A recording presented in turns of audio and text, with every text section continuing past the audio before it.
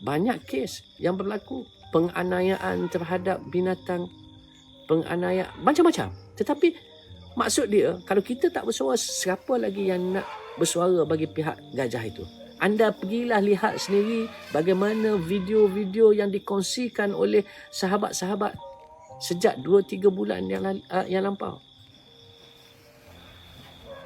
Kalau anda ada orang kata manusia yang normal, confirm menitis air mata anda. Confirm menitis air mata anda melihat bagaimana siksanya gajah tersebut. Ikhlas saja, Kak. Ya. Cakap pasal gajah, ya, jangan delete. Cakap pasal gajah, kita kena tolak UMNO. Kerana hari ini ada tak pemimpin UMNO bersuara tentang nak menyelamatkan gajah itu? So, apa faedah orang Melayu, orang Cina, orang India ke mengangkat mereka-mereka ini sebagai pemimpin untuk mewakili suara kita? You kena faham. Okay? Saya nak cuba interrelate. Ada tak pemimpin-pemimpin UMNO bersuara tentang apa yang sedang berlaku terhadap 3 gajah itu?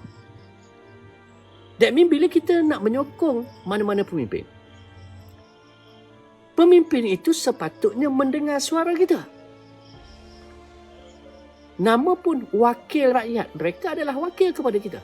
Kalau suara kita tidak didengari, suara kita tidak diendah oleh mereka, perlukah kita nak meneruskan sokongan kepada mereka? Ini maksud saya. Yes, tolak UMNO, tolak PH, tolak DAP. Sebab itu saya kata, jangan jadi bodoh. Cuba lihat bagaimana Datuk Kalai itu sendiri pergi berjumpa dengan Anwar Ibrahim bersama dengan aktivis, dengan NGO, menghantar memorandum kepada Anwar Ibrahim pada 17 hari bulan 5. Manakala tim lawyer Rajis sudah pun pergi buat polis report. Pelbagai usaha yang dilakukan